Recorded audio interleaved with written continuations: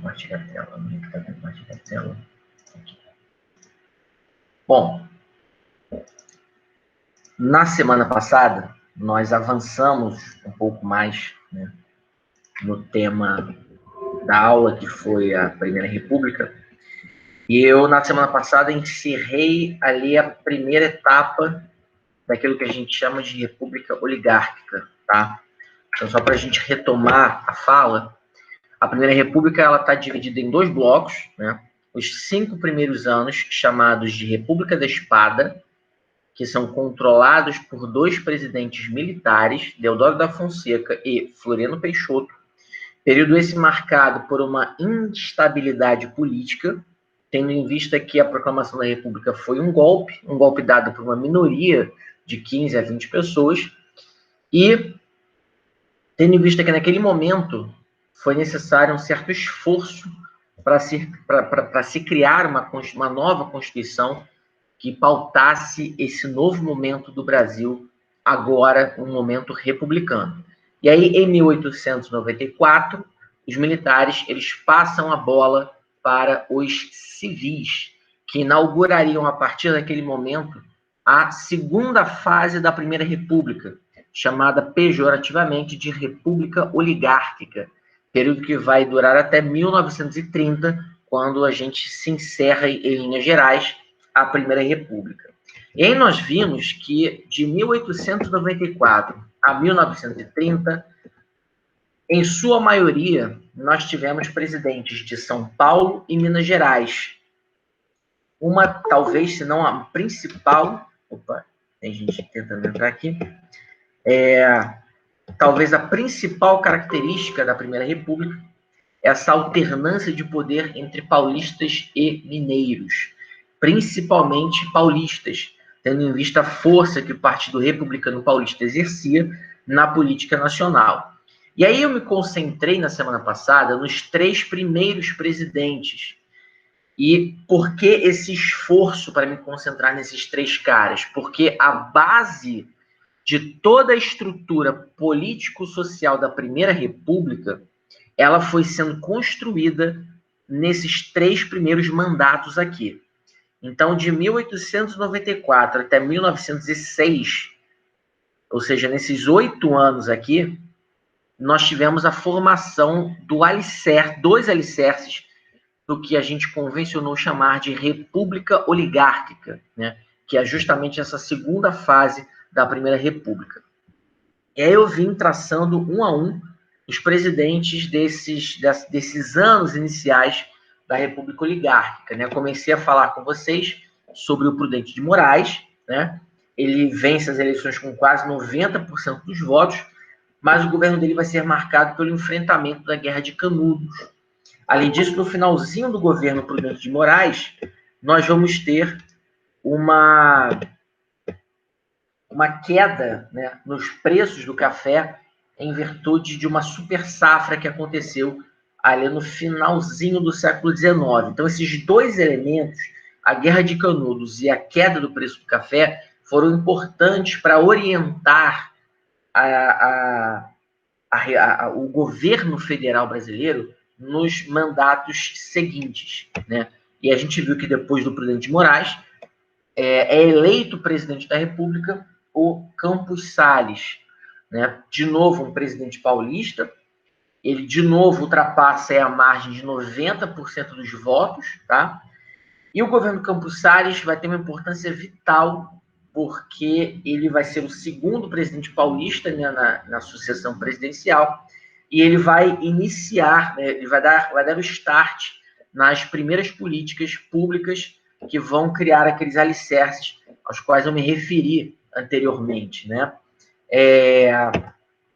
A gente viu que no governo Campos Salles foi feito um grande empréstimo, tá, junto aos credores internacionais, da ordem de 10 milhões de libras, e esse empréstimo ele visava consertar a estratégia financeira equivocada adotada pelo presidente Deodoro da Fonseca nos anos iniciais da República, né?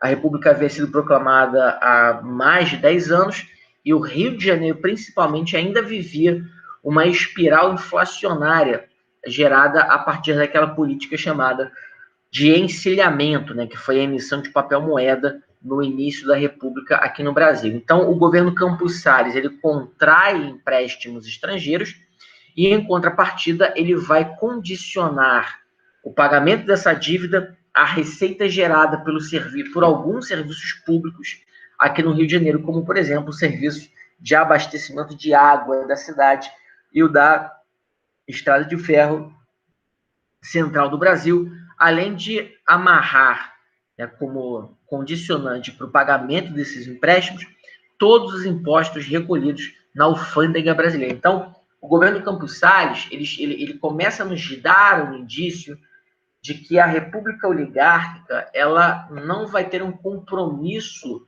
com a coisa pública, né? A palavra república vem do grego, quer dizer res pública, né? Coisa pública.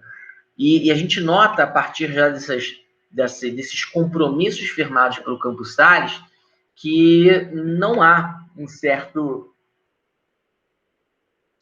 cuidado com a coisa pública naquele momento, né? Por outro lado, e corroborando com essa tese que eu lancei aqui para vocês, a gente viu que as eleições para presidente da República aqui no Brasil, elas, desde o começo, elas apresentavam um dado curioso, né? Que é aquele dado que eu forneci a vocês, de que os 2 primeiros presidentes civis foram eleitos com mais de 90% dos votos, né?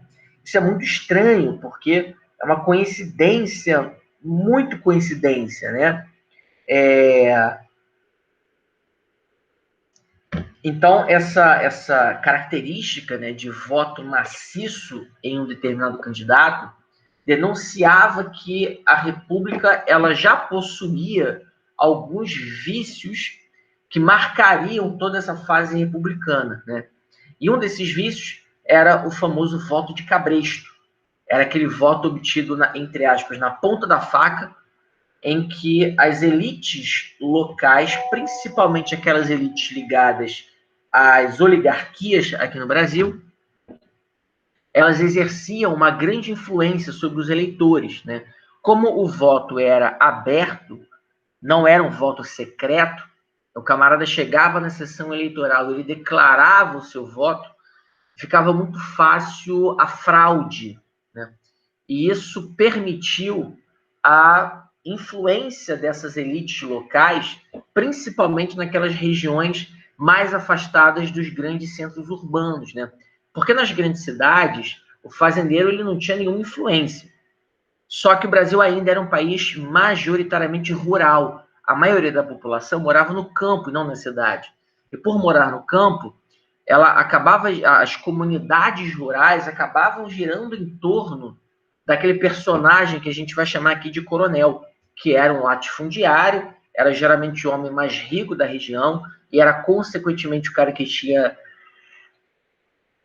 mais influência, o cara pertencia à família mais tradicional daquela região, e isso fazia com que toda a comunidade girasse em torno desse personagem, né? E esse voto de cabresto começa a ficar mais evidente na eleição do Campos Salles, porque, óbvio, se o Prudente de Moraes foi eleito com quase 90% dos votos, isso pode ser uma exceção. Mas quando a exceção se repete na eleição seguinte, a gente nota que, de fato, essa exceção talvez seja a regra, né? E por que era a regra? Porque lá na ponta final, o eleitor acabava sendo influenciado pelo coronel. E isso faz com que o voto de cabresto acabe contribuindo para a eleição de um terceiro presidente paulista, que foi o Rodrigues Alves, né? E é no governo Rodrigues Alves que aí sim a gente tem, de maneira consagrada, esse controle das oligarquias, né? O governo Rodrigues Alves, como a gente viu na semana passada, ele estava comprometido 100% com a manutenção da estrutura econômica brasileira, né? E o Brasil, naquele momento, enxergava que a sua vocação era a agroexportação, né? Ou seja, não havia qualquer indício de que o Brasil subiria um degrau rumo à industrialização. Pelo contrário, todas as grandes ações tomadas pelo governo naquela época eram ações que, no final das contas, estavam voltadas para o setor primário da economia, sobretudo para a agricultura, né, ou para a agroexportação. E um exemplo claro disso fica quando o presidente Rodrigues Alves ele assina o Tratado de Petrópolis em 1903 e compra o Acre junto à Bolívia, né? O Acre pertencia à Bolívia até então, e desde o final do século XIX, a região norte como um todo, né, da Amazônia brasileira até a Amazônia peruana e boliviana, nós vamos ter uma grande leva de imigrantes, tá? Que deixam o Nordeste brasileiro em direção à região Norte. Isso incrementa populacionalmente essas regiões e faz com que haja um certo surto migratório em direção à região Norte. Isso tudo causado pela extração da borracha, né? Vamos lembrar aqui que na virada do século XIX para o século XX, o automóvel ele vai ser inventado, né? E o pneu ele é na verdade, né, feito de borracha. Atualmente é uma borracha sintética que deriva do petróleo, mas naquela época a borracha derivava do látex, que era extraído justamente da região amazônica, onde você encontrava grandes seringais, né? Então, atrás dessa borracha, e aí reforço novamente esse caráter agroexportador brasileiro, atrás dessa borracha a gente tem milhares de brasileiros que, fugindo da miséria no Nordeste, eles vão para a região Norte em busca de alguma condição de subsistência, né?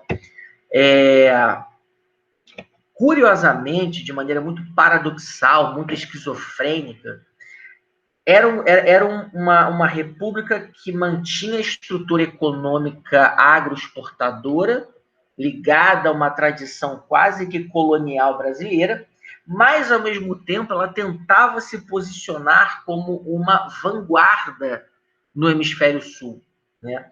Porque, ao mesmo tempo que o Rodrigues Alves ele incentiva o ciclo da borracha, né? Mais à frente a gente vai ver que ele sela um acordo com as oligarquias cafeeiras, né? Ao mesmo tempo que ele faz tudo isso, ele inicia um grande projeto de modernização da capital, né? Então, essa síndrome do vira-lata, né? A gente nota que ela vem desde muito cedo. E nesse momento aqui de uma incipiente república brasileira, o que o governo federal quer mostrar é que a gente tinha uma capital que respirava os ares da Europa, né? Ao mesmo tempo, a gente tinha uma estrutura econômica extremamente precária ligada à agroexportação, né? Então, fiquem com essa imagem na cabeça de vocês. A República no Brasil, a primeira República no Brasil, desculpa, ela era meio que um signo de Gêmeos, né?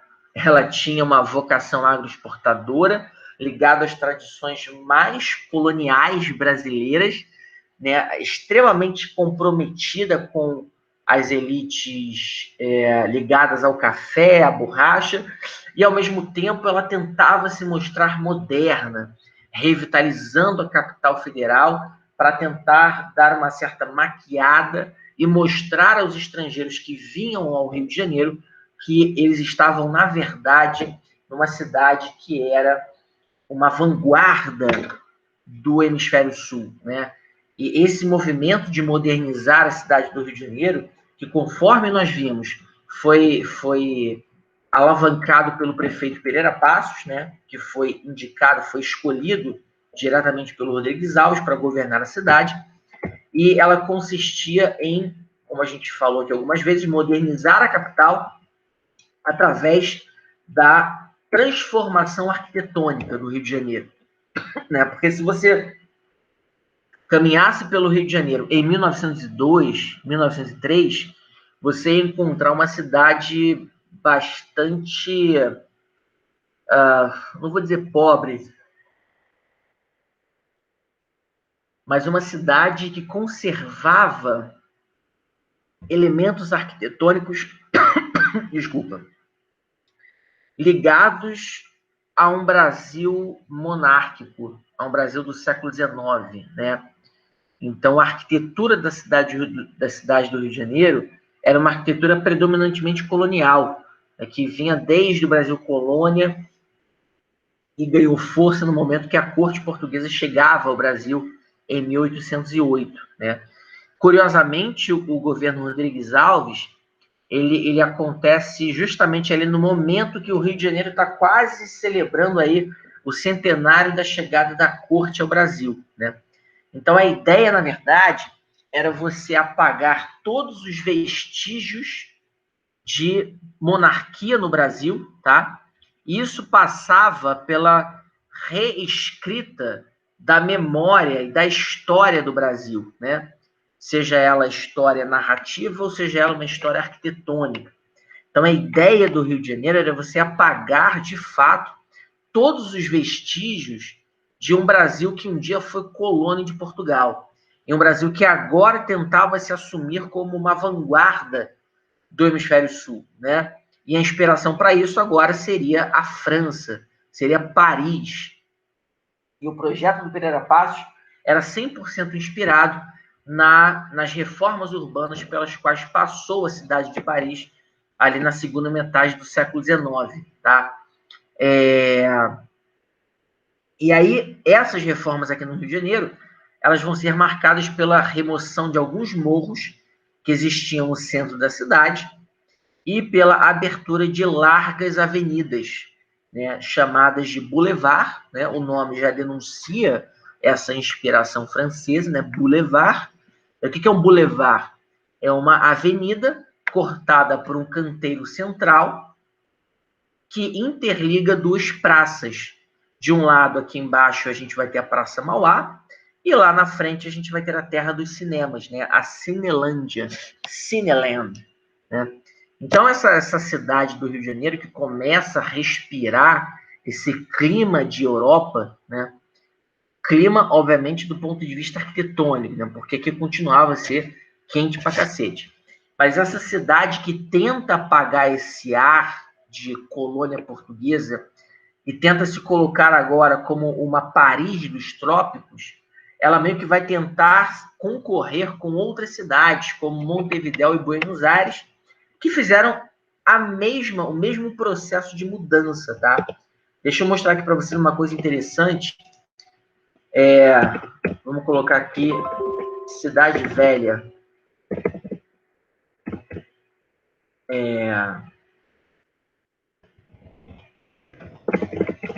Eu ia tentar escrever Cidade Velha em espanhol, mas eu não vou saber como é que é. Quem já foi a Montevidéu, certamente já deve ter visto o centro da cidade como é. Deixa eu colocar aqui num trecho específico para mostrar a vocês como é semelhante o projeto de Montevidéu e os projetos de Buenos Aires e do Rio de Janeiro, tá?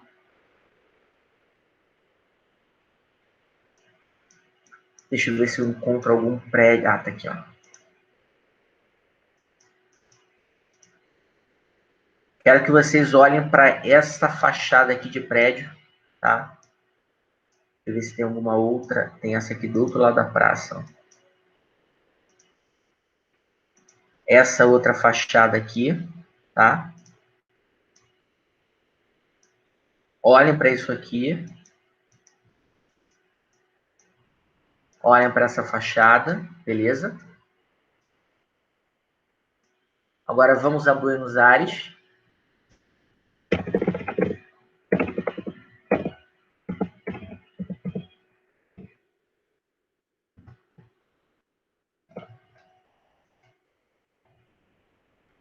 Estamos em Buenos Aires, na Praça de Maio. Eu quero que você olhe para esse prédio que eu vou te mostrar.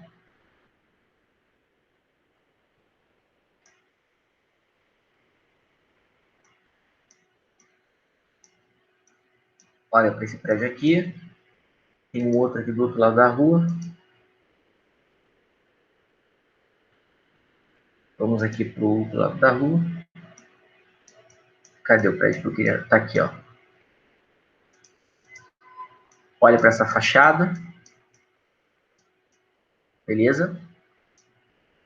E agora vamos ao Rio de Janeiro.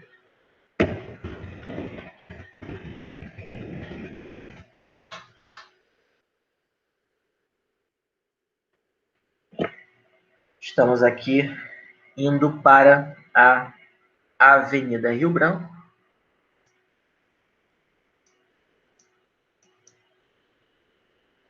Na verdade, é isso mesmo, Avenida Rio Branco. Esquina com a Avenida Amaral Peixoto. Almirante Peixoto, aliás. Aqui, ó. Deixa eu me afastar um pouquinho para você olhar a fachada de longe. As árvores estão impedindo isso. Ver se consigo um ângulo melhor. Tá difícil aqui. Deixa eu posicionar melhor o meu boneco.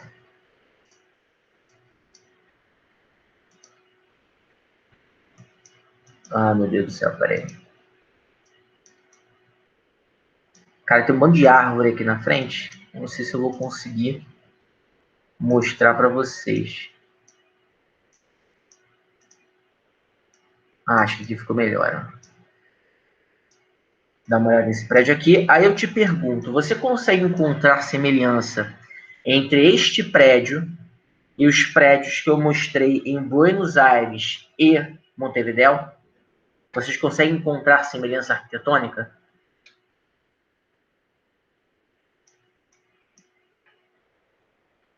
Sim ou não? Sim. Bastante, né? Esses prédios, eles foram construídos no mesmo período, em uma mesma época que essas três capitais, Rio de Janeiro, Montevidéu e Buenos Aires, faziam o mesmo movimento de reforma urbana, tá? E que movimento era esse? Era, digamos, a parisialização da arquitetura dessas cidades, tá? Então elas tentavam ficar parecidas com Paris, porque isso obviamente tornava essas cidades mais agradáveis aos visitantes, tá? Então, ao tornar essas cidades, né, ao deixá-las com uma cara de Paris, você conseguia atrair as atenções de quem vem de fora, né? Porque tradicionalmente os visitantes que chegavam ao Rio de Janeiro, por exemplo, eles recebiam uma série de recomendações.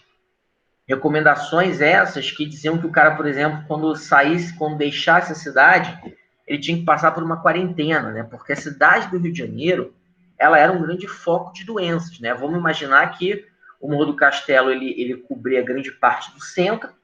Você tinha outros 2 ou 3 morros que meio que impediam a circulação do ar na cidade.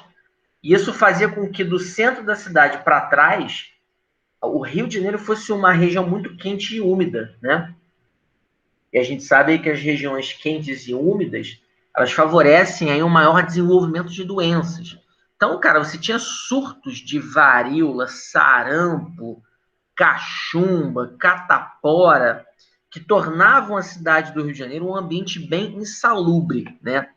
Então, qual era a ideia do Pereira Passos alinhado ao projeto do governo Rodrigues Alves?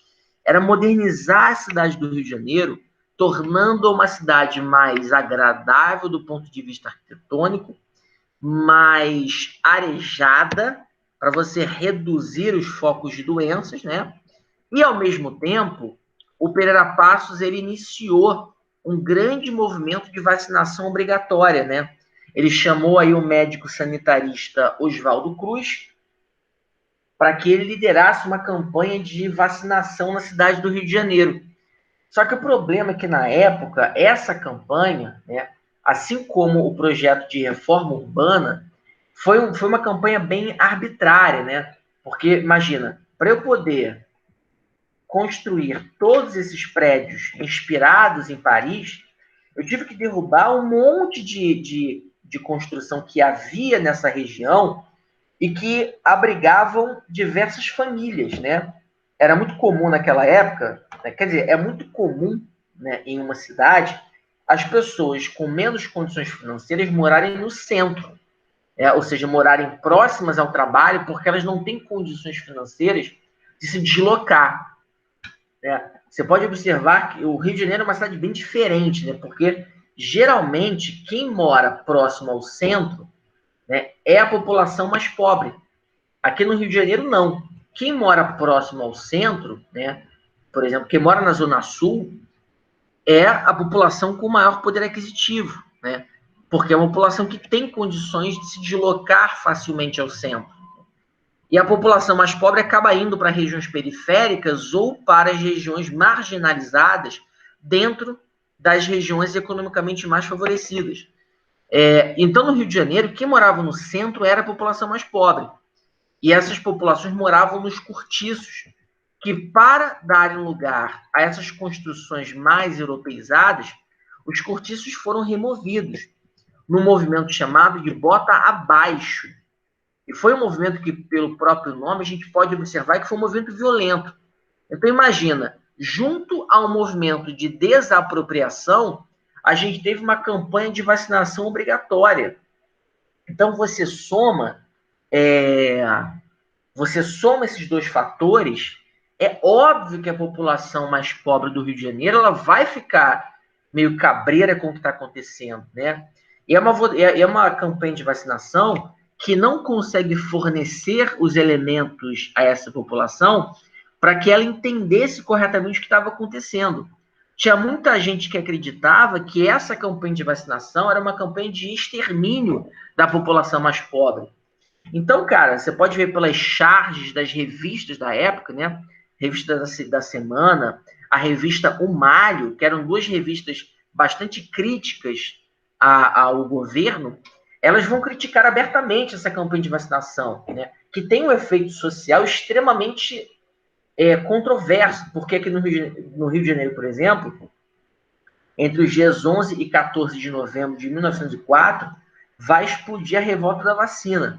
A população vai às ruas da capital e começa a depredar patrimônios públicos, virar os bondes, agredir agentes públicos, porque essa galera é contra a campanha de vacinação, né? Eles não são contra a vacina, eles são contra a campanha de vacinação, porque essa campanha não forneceu dados concretos do que estava acontecendo, né? Então, assim, é uma república extremamente esquizofrênica, porque é uma república presa a uma tradição agrícola colonial, que mantém um mecanismo que retroalimenta as elites econômicas, e, ao mesmo tempo, ela tenta se modernizar, só que de maneira extremamente autoritária, muitas vezes, né? E o governo Rodrigues Alves, para encerrar esse primeiro ciclo, né, de presidentes paulistas, o Rodrigues Alves ele assina um grande convênio, um grande acordo entre governo federal e governos de São Paulo e Minas Gerais, através do qual o presidente da República, né, o governo federal, se comprometia, a partir daquele momento, a comprar, né, a subvencionar, ou seja, a financiar toda safra excedente que ocorresse aqui no Brasil. Então, para não repetir aquele problema que teve lá no Prudente de Moraes, onde rolou uma super safra, os produtores tiveram prejuízo, o Rodrigues Alves agora estabelecia que o governo brasileiro, o governo federal, se comprometeria a comprar, repito, comprar as sacas de café excedentes, né? Então, no momento que a gente tivesse uma super safra de café, o governo brasileiro ele compraria o café excedente para manter sempre controlados os preços dos produtores, tá? Dessa forma, a gente observa que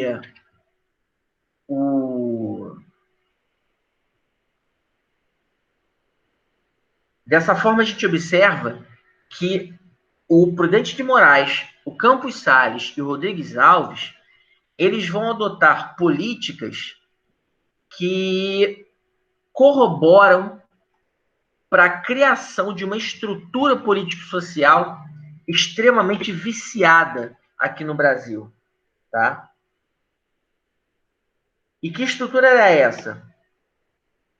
Nós vemos que na base eu tenho os coronéis que influenciavam os eleitores diretamente através do voto de cabresto. Os eleitores, eles acabavam elegendo prefeitos, governadores e presidentes da preferência desses coronéis. Às vezes era por ameaça, às vezes era por admiração mesmo que os eleitores tinham em relação aos coronéis. E uma vez que esses candidatos fossem eleitos, você tinha a contrapartida, que era a adoção de políticas públicas que acabariam beneficiando, em algum momento, esses coronéis, né? E quem mantinha o elo entre o governo federal e o governo local eram os governadores, né? A gente pode observar, por exemplo, que o Convênio de Taubaté foi um acordo assinado entre o presidente da República e os governadores de São Paulo e Minas. Só que é óbvio que, na prática, esse convênio beneficia quem? Beneficia o produtor do café, que é o cara que está lá na ponta. E quem é o cara que está lá na ponta? É o coronel. Então, os coronéis, através do voto de cabresto, eles contribuíam para a criação de uma política dos governadores, onde principalmente os governadores de São Paulo e Minas Gerais acabavam cercando o presidente da República e controlando toda a administração pública aqui no Brasil. E esses governadores de São Paulo e Minas Gerais, eles estavam compromissados com a sua própria alternância no poder através da política do café com leite. Beleza? Então, esses 3 primeiros presidentes da República Oligárquica são os 3 caras que constroem as bases da estrutura que vai predominar durante toda a Primeira República aqui no Brasil. Beleza? Até aqui, deu para relembrar e ficou tranquilo para vocês?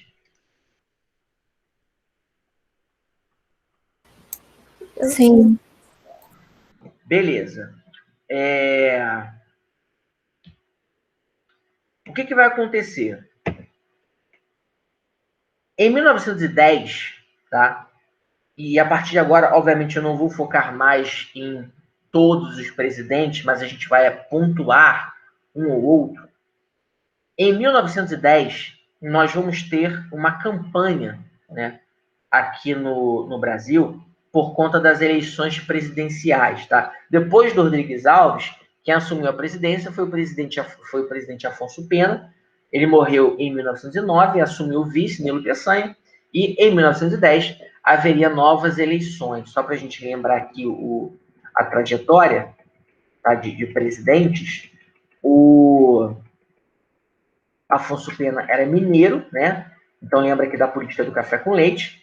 E agora viria uma outra campanha presidencial em que o Hermes da Fonseca era o principal candidato, tá? E, curiosamente, o Hermes da Fonseca tinha o apoio ali de São Paulo e Minas, só que ele passava agora a disputar as eleições com o Rui Barbosa, que havia sido ministro da Fazenda no governo do presidente Hermes da Fonseca, tá? E o Rui Barbosa... Alguém quer falar alguma coisa? Oi, dá para perguntar? Oi? Pode perguntar? Pode, tá? Então, a República Oligárquica pode ser considerada como um poder paralelo.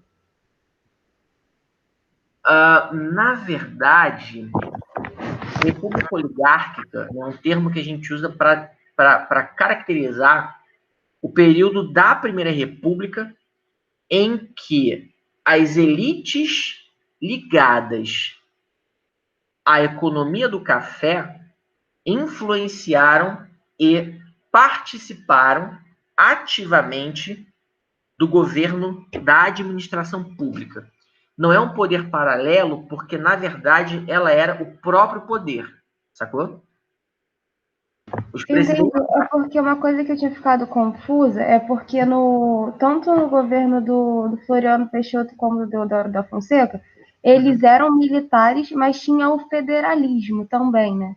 Sim, sim. Mas aí isso possibilitou a República Oligárquica? Exatamente. Justamente por termos uma república, a princípio, federalista, onde os estados vão ter uma certa autonomia, é que a coisa, digamos, ficou meio frouxa, né? Então não houve um cuidado para que esse federalismo não gerasse distorções, o que acabou gerando, porque, obviamente, se eu tenho uma república federalista, onde cada unidade da federação tem autonomia, uma autonomia demasiada, o que a gente tem é que aquelas unidades da federação com a maior quantidade de recursos, elas vão inevitavelmente se tornarem as mais influentes, né? Então, como não havia um governo centralizado e centralizador, o que vai acontecer é um desequilíbrio entre as unidades da federação. É justamente por isso que São Paulo e Minas fazem a festa, sacou? Entendi. É porque eu achava que o federalismo ele excluía o, o regime ditatorial, né? Porque no caso eles eram, não deixavam de ser, né? O Deodoro da Fonseca e o Floriano Peixoto, eles não eram ditadores, muito embora tivessem algumas atitudes parecidas, né? O Deodoro da Fonseca ele fechou o Congresso e tal, mas eles estavam no momento de transição e eles mesmos sabiam que estavam no momento de transição, né? É meio estranho isso que eu vou afirmar, mas é como se eles estivessem governando de maneira autoritária para poder entregar um regime republicano, entendeu? Tá bom, obrigada.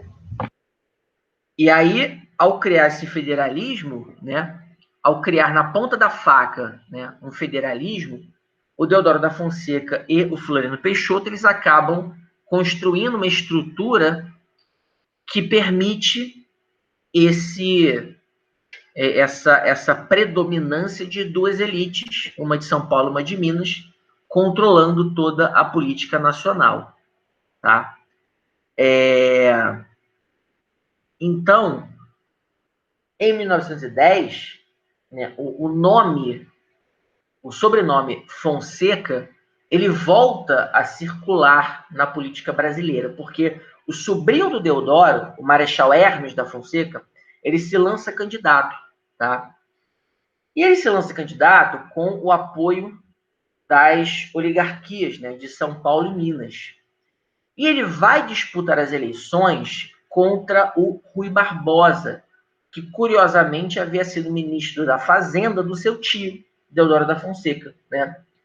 Só que o Rui Barbosa, ele inaugurou, né, uma tendência aqui no Brasil, que era o da campanha presidencial, né? Ele foi talvez o primeiro candidato à presidência a circular, né, a fazer o chamado corpo a corpo. E o Rui Barbosa, ele iniciou a chamada campanha civilista para que o povo escolhesse um presidente civil e não um presidente militar, né? Essa aqui é uma charge é uma das charges, né, que circulavam na época, né? Não é bem uma charge, é como se fosse esses santinhos que a gente recebe em sessão eleitoral, né?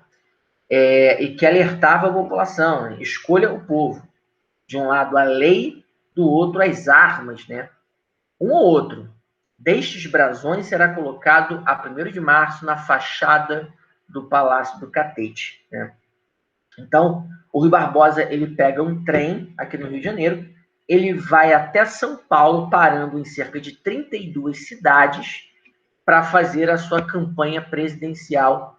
E a gente observa que até deu algum efeito. Não garantiu a vitória do Rui Barbosa, porque o Hermes da Fonseca acabou sendo eleito presidente, mas quando a gente nota, por exemplo, o percentual de eleitores, a gente nota que Diferente do Prudente de Moraes, do Campos Salles, Rodrigues Alves e do Afonso Pena, o Hermes da Fonseca teve uma vitória um pouco menos folgada, né?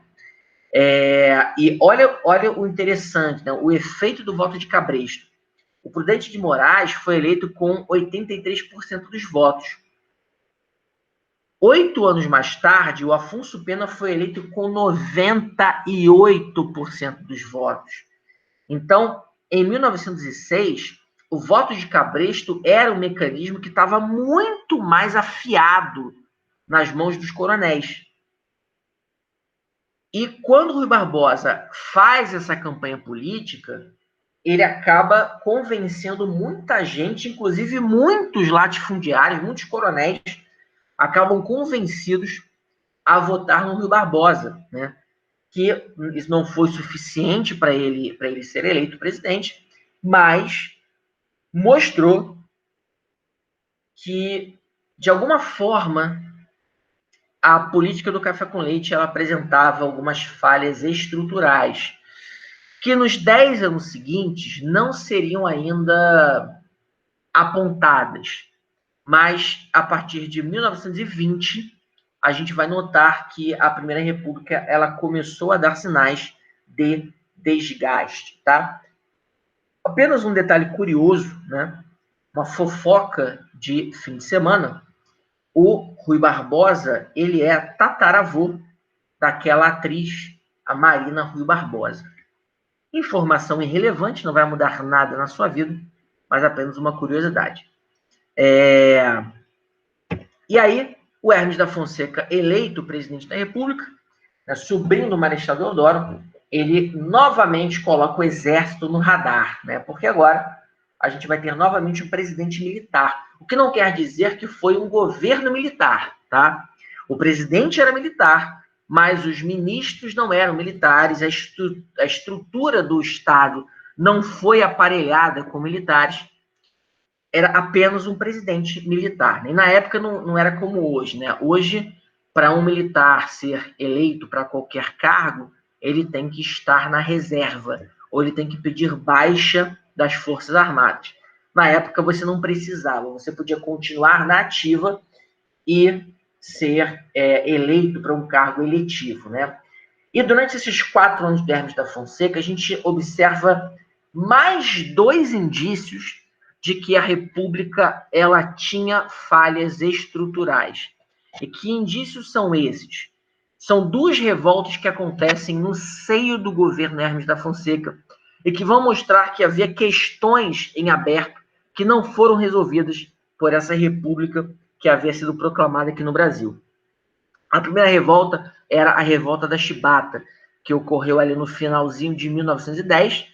Ela envolve marinheiros, né, da Marinha, obviamente, que se rebelaram contra as punições que eram dadas a esses marinheiros dentro da corporação. Só para você entender, a Marinha era uma força militar preterida, tá?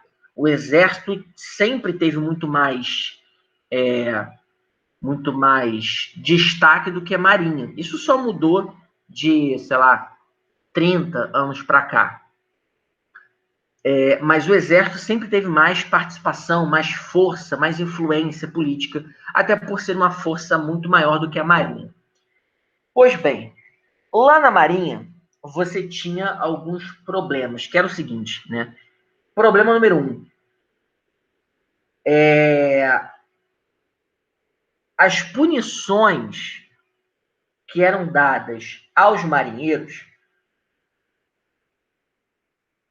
eram punições que não, como é que eu vou dizer, que não condiziam com o momento republicano que a gente está vivendo.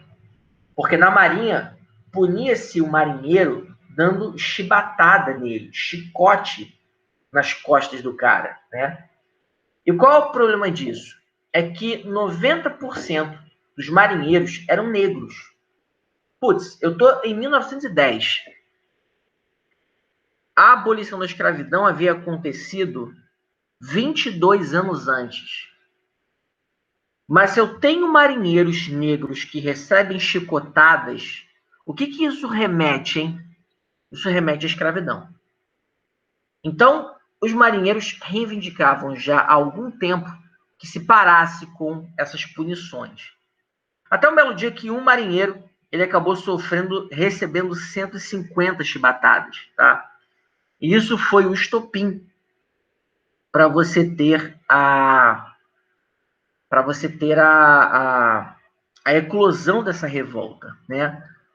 E o que foi a revolta da chibata? Foi um grupo de marinheiros, tá? Que tomam de assalto 2 navios da marinha e ameaçam bombardear a cidade do Rio de Janeiro caso o presidente da República não suspendesse essas punições. Beleza? O que o Hermes da Fonseca faz?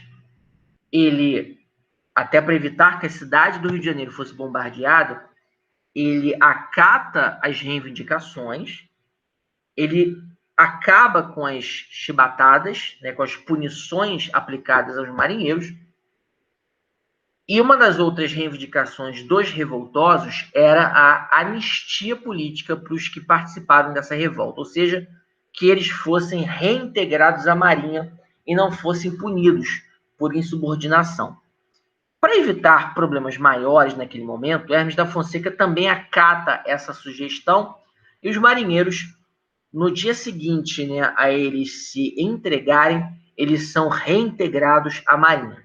Só que em dezembro de 1910, quando aparentemente já se havia esquecido dessa revolta, o Hermes da Fonseca baixa um decreto ordenando a prisão de todos os envolvidos. E aí os marinheiros são presos, enviados à Ilha das Cobras, que fica ali na Baía de Guanabara, e depois esses marinheiros são condenados ao exílio, tá? Para você que acha que o exílio na época era mandar o cara para a Europa, para a África ou para a Ásia, o exílio nesse momento era mandar o cara para a Amazônia, geralmente Acre ou Amazonas. E aí, todos os revoltosos, à exceção do líder, João Cândido, eles são colocados no navio e foram levados até a Amazônia. Só que na altura do Espírito Santo, né, a embarcação parou e esses caras foram executados e os corpos foram jogados ao mar. Ou seja, o Hermes da Fonseca ele nos mostrou que havia demandas sociais naquela sociedade, naquela república que foi proclamada através de um golpe, só que, na época, os movimentos sociais eles serão todos marginalizados. Não havia espaço para reivindicação. A Guerra de Canudos foi marginalizada, foi combatida com força militar. A revolta da vacina ela foi combatida com força militar. A revolta da chibata foi combatida com força militar. A Guerra do Contestado, que foi uma guerra envolvendo pequenos proprietários de terra que foram despossuídos de suas terras lá em Santa Catarina, ela também foi combatida com força militar. Então, tem uma frase que resume muito isso. Na Primeira República, trabalhador era caso de polícia. Guardem essa frase, porque quando a gente falar de Vargas, a gente vai observar que para o Vargas, trabalhador era caso de política. Então, há uma marginalização dos movimentos sociais, das demandas populares durante a Primeira República. Tá? Em 1914, assume a presidência o Venceslau Braz, que também tem uma importância interessante, porque, se a gente observar, né, o governo dele, né, ele vai coincidir com a Primeira Guerra Mundial. Né? Entre 1914 e 1918, o mundo viveu a Primeira Guerra Mundial. E aí eu te pergunto, qual o efeito da Primeira Guerra Mundial para o Brasil? Quem consegue me dizer?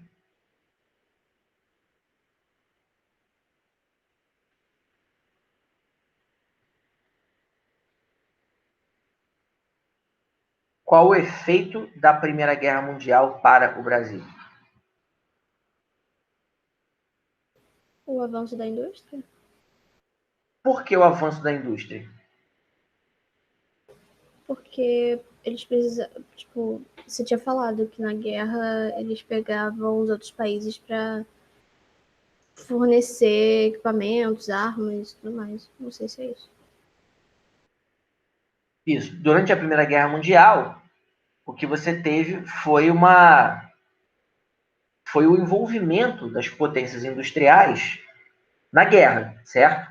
E se elas estão envolvidas na guerra, o que nós vamos ter é uma escassez de produtos industrializados, né? Porque imagina, se a Alemanha, Itália, Inglaterra e França estão envolvidas na guerra, é porque a indústria nacional deixou de produzir para exportação e passou a produzir para a guerra, né? Automaticamente, todas as nações que dependiam dos produtos industrializados europeus, elas, de certa forma, foram afetadas por isso, né? O Brasil importava tudo que era produto industrial. E no momento que o Brasil não consegue mais importar esses produtos, o Brasil vai precisar encontrar uma solução urgente. E que solução foi essa? Produzir ou tentar produzir esses artigos. Então, o que o Venceslau Braz faz? Ele cria uma política, que a gente vai chamar de política de substituição das importações, através do qual o governo ele incentiva o crescimento do parque industrial brasileiro.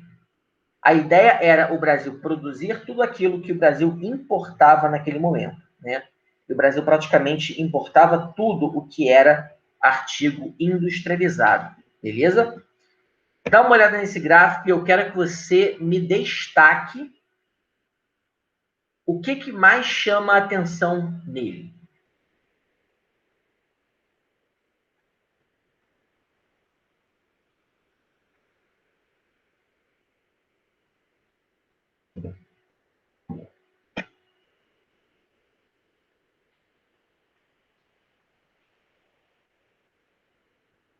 O que mais chama a atenção nesse gráfico?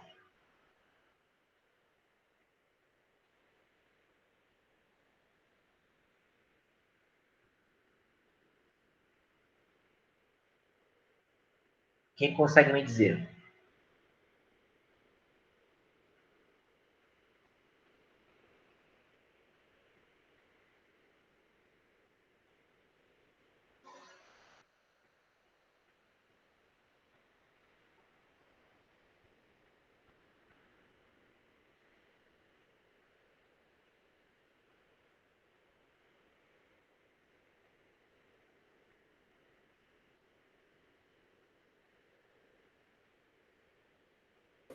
Que no ano final da guerra foi o ano de, assim, maior crescimento dos transportes rodoviários? Se a gente observar, né, transporte ferroviário aqui, a gente vai ter um salto, né? Se a gente pegar, né, a média dessas curvas somadas, a gente vai ter aí um crescimento nesse período aqui, tá? Então, quando a gente pega, por exemplo, transporte de mercadorias, de 1913 a 1918, né, essa setinha aqui mais apagada, né, se você observar aqui, ela vem crescendo, tá? Quase em paralelo com o transporte de passageiros. Aí ela cresce mais um pouquinho. E aí, de 1913 a 1918, ela dá um salto. Se a gente tentar traçar aqui né, jogar um Bhaskara aqui, a gente vai observar que essa distância da curva, ela vai ser bem maior do que essa aqui, ó. Repara aqui o movimento da minha setinha, né?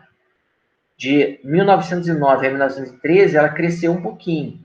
Agora, de 13 a 18, ela cresce bem mais, né?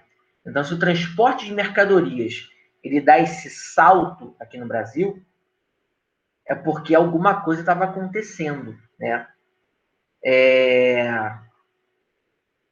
E o que explica isso? É o aumento do consumo interno por conta da maior produção industrial dentro do Brasil. Então, essa política de substituir importações, ela foi adotada pelo Venceslau Braz como medida para compensar a escassez de produtos importados que o Brasil sofreu naquele momento. Beleza?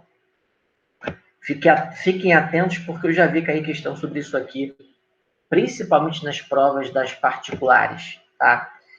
E qual é um dos efeitos, né, do aumento da atividade industrial aqui no Brasil? Só para você ter uma ideia, o Brasil tinha mais ou menos 3.000 fábricas em 1914. Em 1918, o Brasil já tinha mais de 20.000 fábricas. E aí eu quero que você me responda. Qual é o efeito direto do aumento da quantidade de fábricas aqui no Brasil?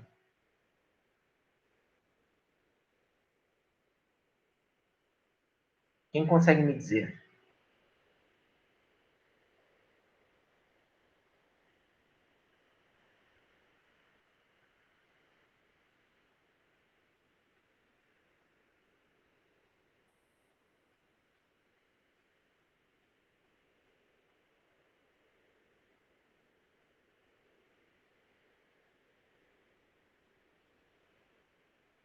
Qual o efeito do aumento da atividade industrial aqui no Brasil?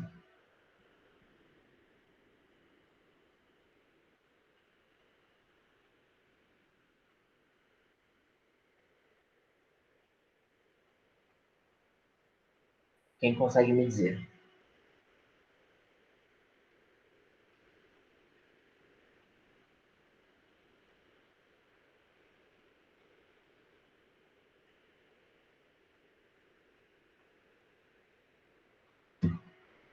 Se aumenta a fábrica, se aumenta o número de fábricas, vai aumentar também o número do quê? De empregos? De Empregos. empregos, né? Então, se aumenta o número de fábrica, eu tenho um aumento do número de empregos nas fábricas. E o cara que trabalha na fábrica, ele é chamado de operário, né? Ou seja, essa política de substituição das importações, ela aumenta a atividade industrial e ela também aumenta a quantidade de operários no Brasil, tá? O que automaticamente gera um efeito social importantíssimo. Por quê? A partir de agora, como eu tenho 20.000 fábricas no Brasil, e eu tenho alguns milhares, quiçá milhões de trabalhadores trabalhando dentro das fábricas, a relação entre os trabalhadores ela vai mudar, porque o trabalhador rural ele é um trabalhador um pouco mais independente. Gustavo, como assim? Quando você olha a foto de uma plantação, o espaço entre um trabalhador e outro é grande. O trabalhador rural, ele não trabalha aglomerado, né? Você pega, sei lá, plantação de cacau. Na hora do cara fazer a colheita manual, você tem um trabalhador que dá conta de tantos hectares ou tantos metros quadrados. Outro trabalhador dá conta de tantos metros quadrados. Os caras não trabalham um do lado do outro, né? Nas fábricas, não. Esses operários trabalham um do lado do outro, né? A gente ainda não tem esteira automática aqui no Brasil nesse momento, mas a gente tem dentro das fábricas trabalhadores que trabalham em espaços menores, né? Então, estão trabalhando, eles estão conversando um com o outro, né? Então, a consciência de classe, né, usando um termo aí marxista, a consciência de classe ela passa a ser maior entre os operários do que entre os camponeses, por conta desse fator condicionante. O cara passa aí 8, 10, 12 horas por dia com o mesmo grupo. E o cara vai fazendo isso durante uma semana, um dia, uma semana, um mês, um ano, 10 anos. Cara, você cria um vínculo entre esses trabalhadores indissociável, né? E automaticamente, você vai criando, além dessa consciência de classe, você vai criando um certo ar de militância nesses caras que começam, com o passar do tempo, a se organizar mais. E muitos operários que estão nessas fábricas são operários que vieram da Europa, são imigrantes que, com a guerra, né, deixaram a Itália, deixaram a Alemanha, deixaram a Inglaterra e foram para outros lugares do mundo, fugindo da guerra.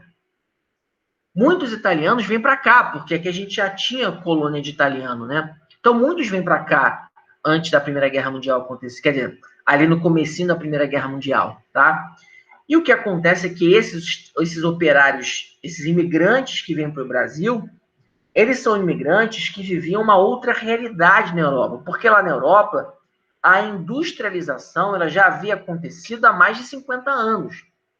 Então, o operário europeu dessa época, ele é um cara muito mais consciente e engajado politicamente do que o operário sul-americano. Então, a vinda de imigrantes para o Brasil durante a Primeira Guerra Mundial faz com que muitas ideias, né, muitos pensamentos políticos tipicamente europeus sejam trazidos para cá.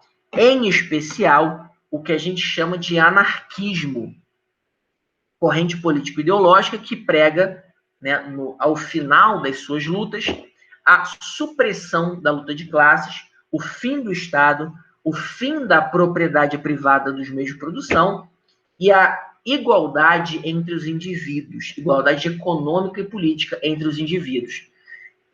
Essa ideologia é quem vai influenciar aqui no Brasil a formação de um movimento operário ali durante a Primeira Guerra Mundial e que vai contribuir para a formação da primeira grande greve geral aqui no Brasil, né? Nós temos relatos de que greves existem desde o século XIX aqui no Brasil. Desde quando o Brasil era uma monarquia, a gente já tinha greve. Só que uma greve articulada envolvendo diferentes operários de diferentes indústrias em diferentes cidades, em diferentes estados, isso ainda não havia acontecido e acontece justamente em julho de 1917. Nós temos, começando em São Paulo, depois indo para o Rio de Janeiro, Recife e outras cidades, a chamada greve geral. Trabalhadores, eles simplesmente cruzam os braços e param a atividade industrial nessas cidades. Tá? São mais de 500 mil de operários que decidem não trabalhar naqueles dias ali, entre 10 e 14 de julho de 1917. Por que é importante esse movimento? Porque a partir daqui vão nascer no Brasil outras lutas e outros movimentos mais organizados que, ao longo dos anos 20, vão contribuir para o fim da Primeira República, tá? E, usando um termo mais palatável, os anos 20 foram marcados por um declínio das oligarquias, ou do poder das oligarquias, tá? O que acontece? Nos anos 20, primeiro que aqueles problemas, né, que a Primeira República enfrentou nos 20 primeiros anos, eles não haviam sido resolvidos. O Brasil continuava muito desigual, o voto de cabresto ele gerava distorções nas eleições, os coronéis exerciam forte influência política sobre as comunidades locais, o Brasil não avançava na política industrial, né? Porque, muito embora a gente tenha pulado de 3 para 20 mil fábricas, o Brasil ainda não havia se tornado um país industrializado, tá? O Brasil ainda continuava insistindo na matriz agroexportadora. Só que você já tinha aqui no Brasil alguns setores sociais que eram completamente contraditórios à estrutura vigente até então. Porque o Brasil que havia sido construído era um Brasil que tinha uma elite ligada à oligarquia cafeeira, que controlava toda a estrutura do Estado através da manipulação do processo eleitoral. E, por conta disso, você retroalimentava um sistema que insistia na tese da vocação agroexportadora brasileira. Só que tinha outros setores, como, por exemplo, os tenentes do exército, as classes médias urbanas, os intelectuais das grandes cidades e a incipiente burguesia industrial brasileira, que olhavam para essa estrutura do Estado e estavam extremamente incomodados. E o que a gente vai observar é que nos anos 20, vários movimentos sociais surgiram criticando abertamente a República Oligárquica aqui no Brasil. Que movimentos são esses? Primeiro, Partido Comunista Brasileiro, tá? É o partido mais antigo em atividade no Brasil, tá? Ele foi fundado em Niterói em 1922 por 9 caras, esses 9 que estão aí na foto. E, como o nome propriamente diz, é um partido comunista. Então, repara que naquela greve geral em 1917, né, eu tinha ali a presença das ideias anarquistas. Agora eu tenho um partido comunista organizado, tá? O que esse partido defendia? O fim da dívida externa, né, o não pagamento da dívida externa. Eles defendiam a estatização dos meios de produção, né, defendiam aquilo que foi feito na União Soviética 5 anos antes, tá? Um outro movimento importante de crítica à República Oligárquica é a Semana de Arte Moderna, tá? Que acontece em São Paulo e que vai criticar abertamente o Brasil que a gente vivia naquele momento, tá? Só que critica através da cultura.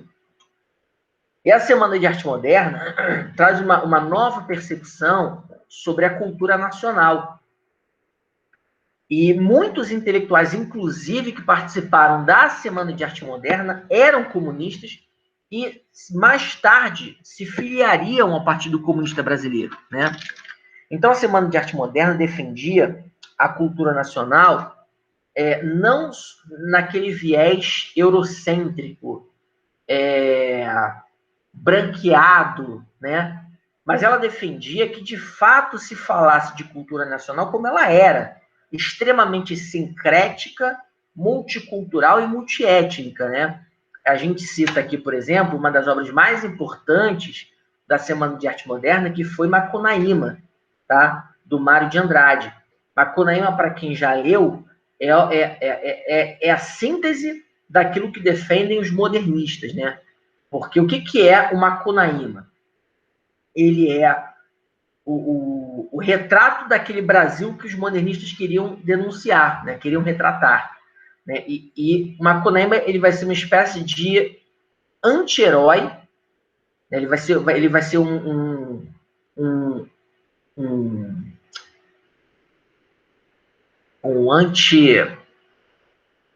anti-Iracema, né? Do José de Alencar, né? Iracema, aquela personagem do romantismo brasileiro, né? A Virgem nos Lábios de Mel, uma índia que, quando você lê a obra, parece que a gente está falando de uma europeia, né? Então, Macunaíma não. Macunaíma, ele é o filho da noite, ele é feio, ele se autodescreve como o filho da noite, né? Então, essa impressão do que é o Brasil, né, essa denúncia feita pelos modernistas, essa crítica ao modo como a cultura brasileira, como a cultura nacional, como a identidade nacional havia sido formada, ela vai ser marcante entre os modernistas, né? Que, obviamente, não se restringem apenas à literatura. Na música, você tem Villa-Lobos, Guerra Peixe, nas artes plásticas, você tem Tarsila do Amaral, né, de Cavalcante. Você tem uma galera aí que está retratando o Brasil sob um outro olhar, né?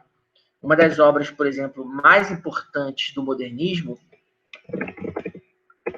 é essa aqui, ó. inclusive perdão, Portinari.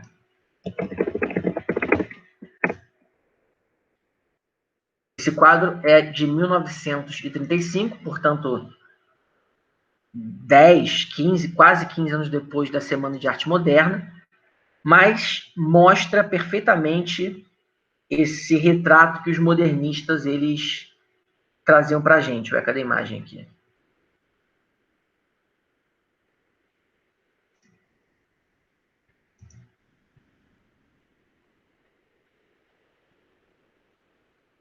Ué. Vamos ver se aqui vai.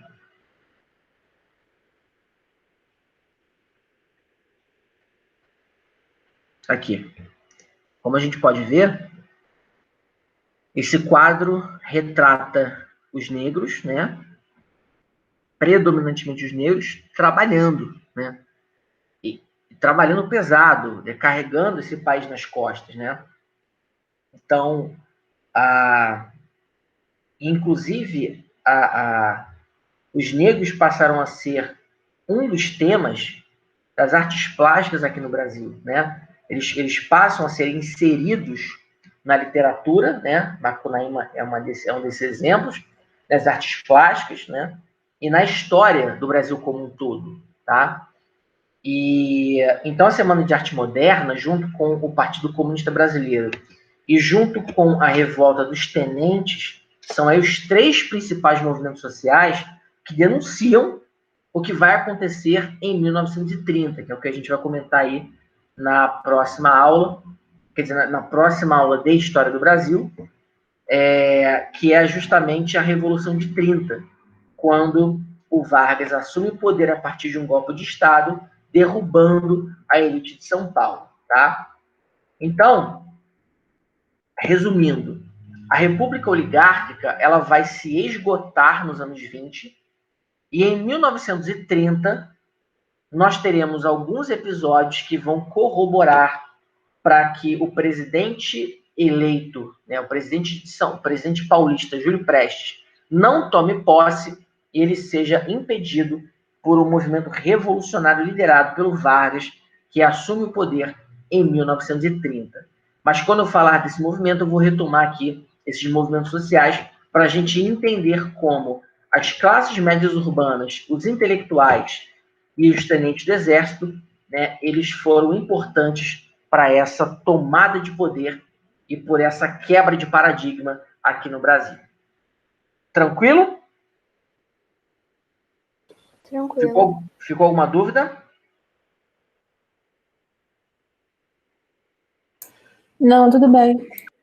Beleza. Nas próximas 3 aulas, a gente vai falar dos totalitarismos na Europa nos anos 30 e da Segunda Guerra Mundial, tá? A gente vai falar de nazismo, fascismo, salazarismo, franquismo, stalinismo, Segunda Guerra Mundial, e aí depois a gente volta a falar de história do Brasil, porque a Era Vargas, a primeira fase da Era Vargas, vai justamente de 1930 a 1945. Então a gente vai falar de história geral, para a gente depois entender melhor como é que o Vargas se encaixa nisso aqui. Tranquilo? Dito isso, encerro aqui este episódio e na semana que vem a gente continua nesse mesmo bate-horário, nesse mesmo bate-canal.